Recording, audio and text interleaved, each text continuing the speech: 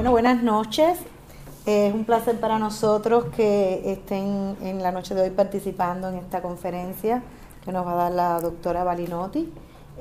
Así que bienvenidos sean a este salón de nuestro sistema universitario Ana G. Méndez. Les voy a leer una breve biografía de la doctora Balinotti, ¿verdad? Para los que no la conocen, la conozcan un poquito bien. Estamos muy contentos de tenerlas con nosotros en un ciclo de conferencias que ya comenzó hace varios meses atrás y presentaciones de libros que ella nos ha estado haciendo de sus 8 libros. Cristina Balinotti es una reconocida escritora y analista internacional, experta en temas de psicología, cultura de la radio y televisión hispana. Tiene 8 libros publicados, bachiller en ciencias sociales con estudios de posgrado en psicología, 3 años de estudios en filosofía y letras en Buenos Aires, Argentina. Su extensa experiencia en el análisis del comportamiento humano la han transformado en la persona elegida por los medios internacionales y locales hispanos a la hora de obtener una opinión confiable respecto a los grandes desafíos y problemas socioculturales que enfrenta la familia y la mujer de nuestro tiempo. Experta comunicadora, sus comentarios televisivos y radiales se caracterizan por el análisis integrador u holístico que extiende a conferencias motivacionales privadas, locales e internacionales. Fundadora, directora de la Universidad de la Familia, ahora sí, primer programa académico en United States of America, dirigido al aprendizaje de las competencias que se requieren para la crianza de los hijos y la formación de una familia. Fue elegida por CNN Mujer de la Semana 2015. Premio a la Excelencia, Fundación Educa Hoy 2016. Premio Personalidad Destacada de la Comunidad, Fundación Somos 2016. Hoy Cristina Balinotti está con nosotros para presentarnos una conferencia, la cual ella ha titulado La educación contra el abuso sexual, ¿cuándo comienza? Sin más, un aplauso para la doctora. Muchas gracias. Muchas gracias. Bueno, muchísimas gracias por la presencia de hoy y gracias, por supuesto, a la Universidad Ana G. Méndez, en la persona de Anelis, directora de la biblioteca, por darme esta oportunidad y proponerme esta colaboración bimensual de conferencias y mis cápsulas semanales Consejos de Familia, todos los jueves 9:30 p.m. Esta es mi website, balinotti.com, y los invito a visitarla. Alvin Toffler, en el Shock del Futuro, dijo alguna vez: los analfabetos del siglo XXI no serán aquellos que no sepan leer ni escribir, sino aquellos que no puedan aprender, desaprender y reaprender. Qué importante esta frase de Alvin Toffler, un visionario que puso ya en su discurso y en su libro todo lo que está sucediendo ahora con la tecnología. En el tema de la sexualidad humana, de la enseñanza de la sexualidad humana, ¿cuánto tenemos que desaprender? Justamente como dijo Mark Twain, la educación consta sobre todo de lo que hemos desaprendido. ¿Qué significa esto? Significa que debemos desaprender aquella narrativa, aquellos mensajes que nos vienen del paradigma cultural, con la leche materna.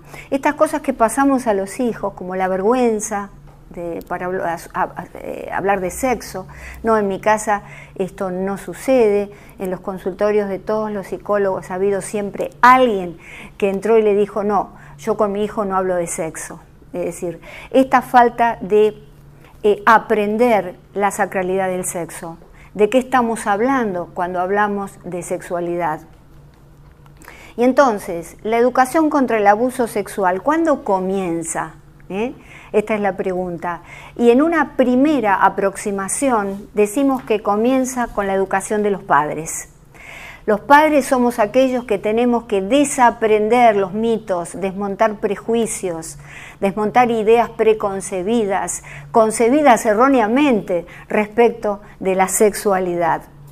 Entonces hoy, antes de comenzar el tema fundamental que nos ocupa, que es cuando empieza la educación contra el abuso sexual, tenemos que dedicar unos minutos para hablar acerca de qué es la sexualidad humana. Esto es una cosa muy importante porque la sexualidad humana la tenemos muy mal comprendida en esta época.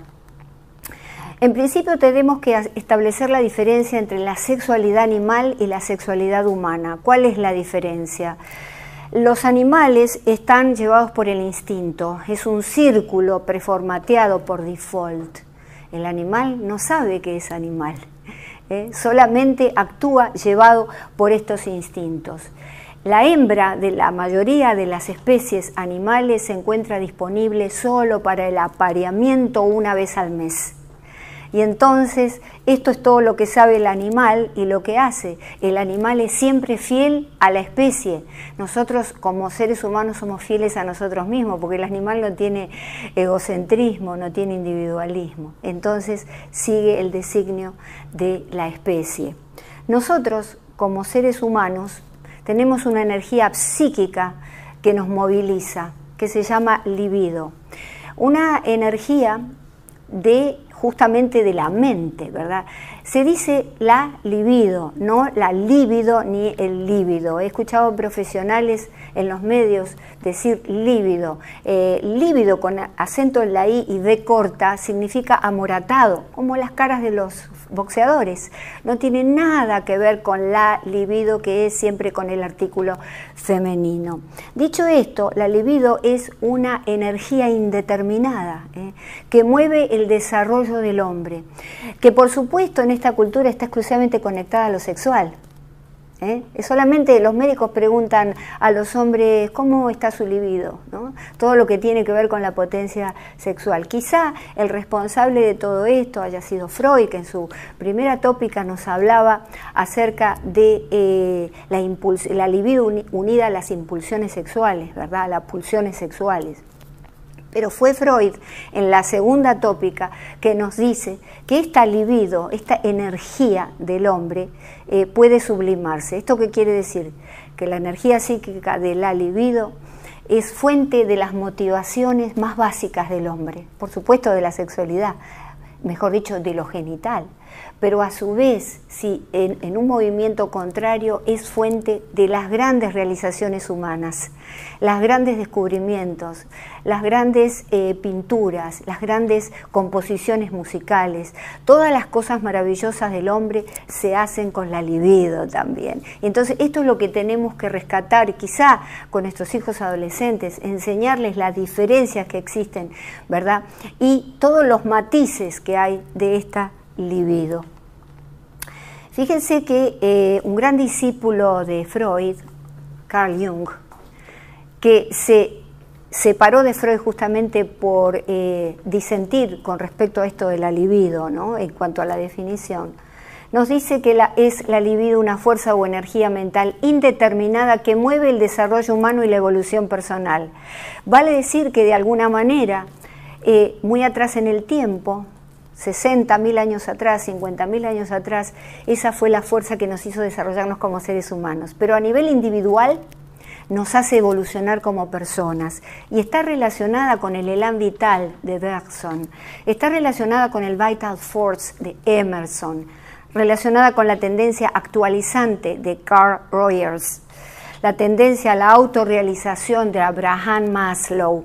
Es esta fuerza vital, ¿no?, que está en todos los organismos vivos. Y entonces ustedes me dirán, bueno, pero entonces los animales también tienen libido. Claro, lo que sucede es que el animal, la libido está y yace en el movimiento a seguir estando vivos, pero al animal lo mueven los instintos y a nosotros como seres humanos exclusivamente esa energía, y los instintos están por debajo. Entonces el animal está arriba en primer término el instinto, abajo la libido, y en el hombre es a la inversa.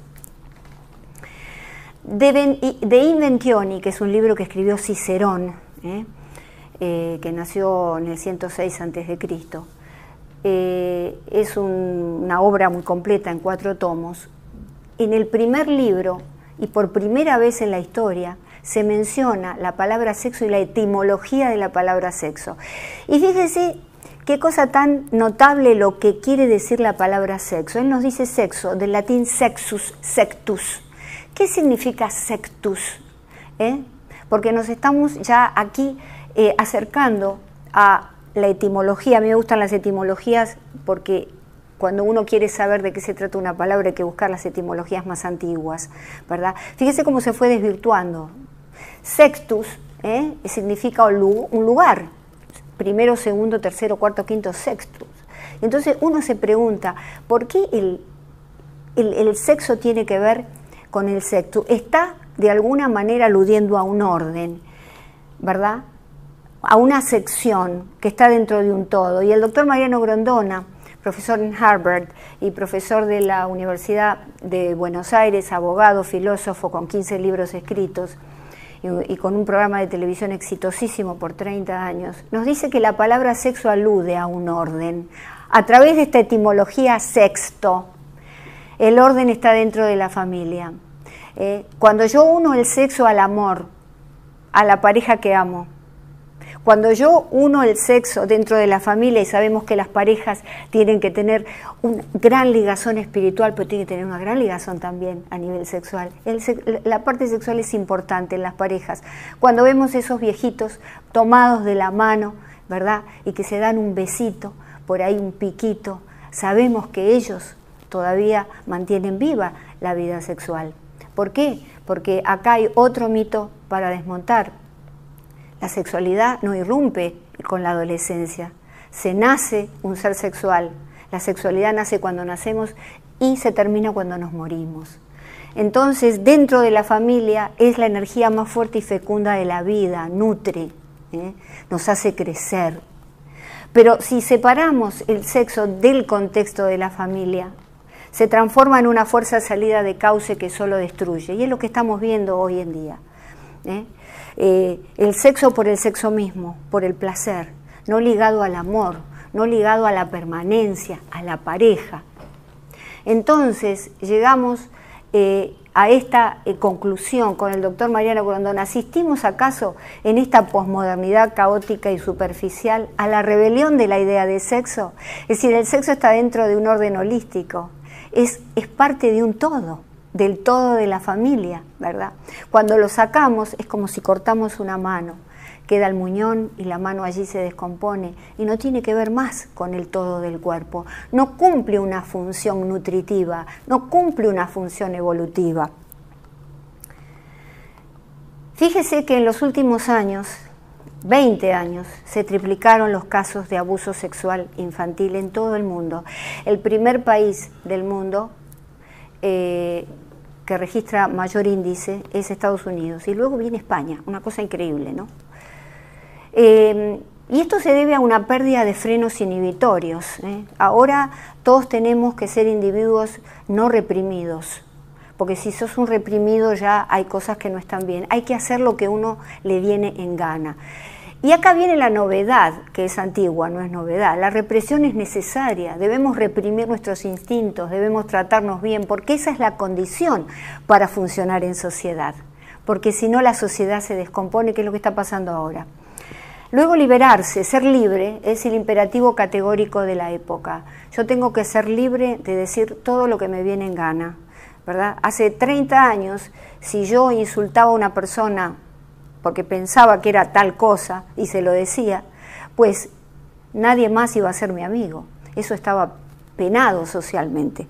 Hoy en día sos una persona cool, sos una persona agradable si decís lo que te viene en gana. ¿Por qué? Porque es la época. Peligroso efecto de imitación, el efecto copycat. ¿Por qué se triplicaron los casos?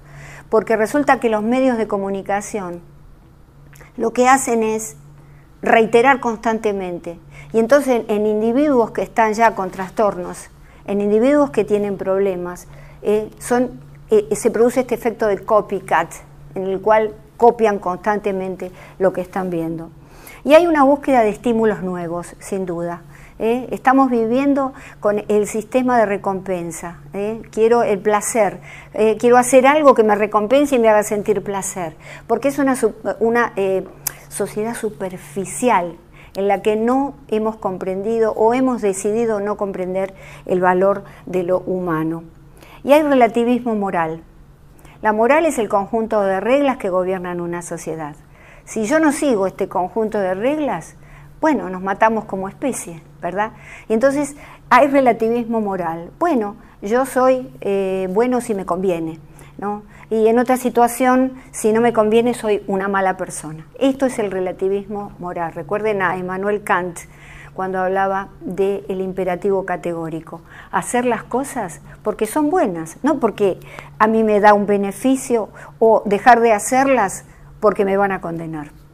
Sino se transforma en lo que Kant llamaba el imperativo hipotético. Bueno, yo hago lo que me viene en gana, depende si tengo algún tipo de retribución. Fíjese qué tremendo lo que está pasando.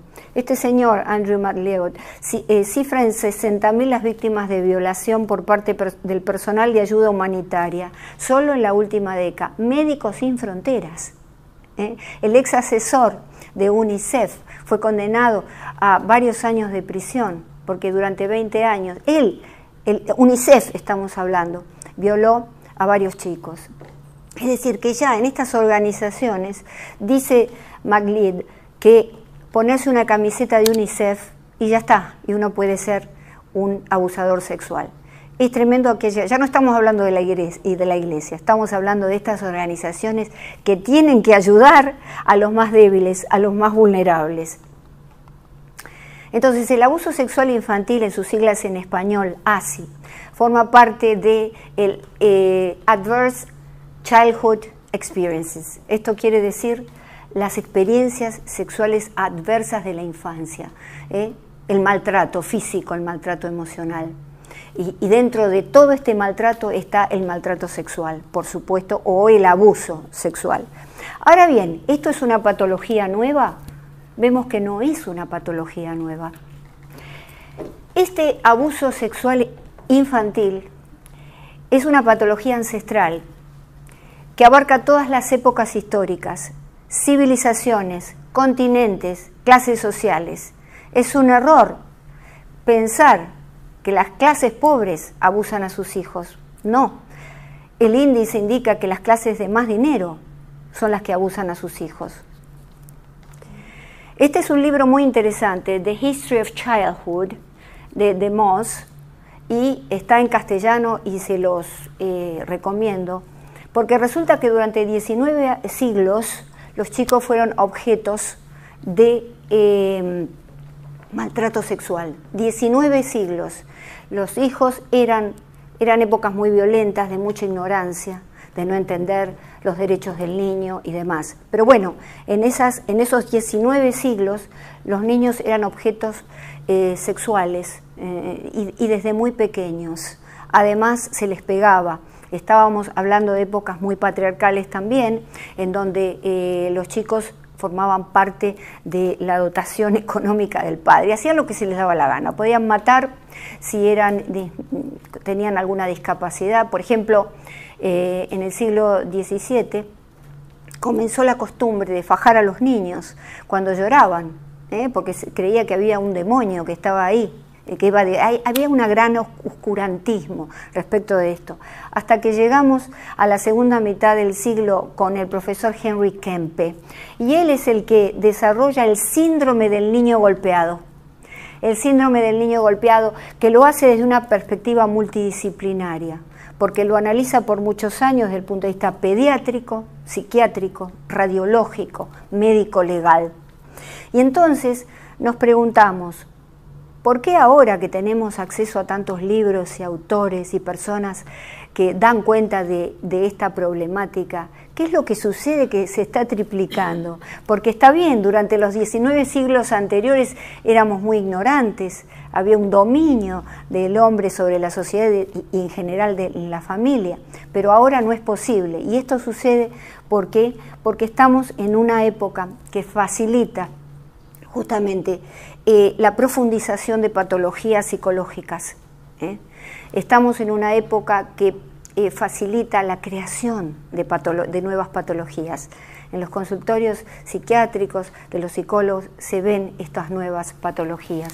Y por supuesto, aquellas personas con una predisposición al abuso sexual, desde ya, que están mucho más incentivados. La Organización Mundial de la Salud nos dice que el 70% de los perpetradores son miembros de la familia. Acá hay otro mito para destruir.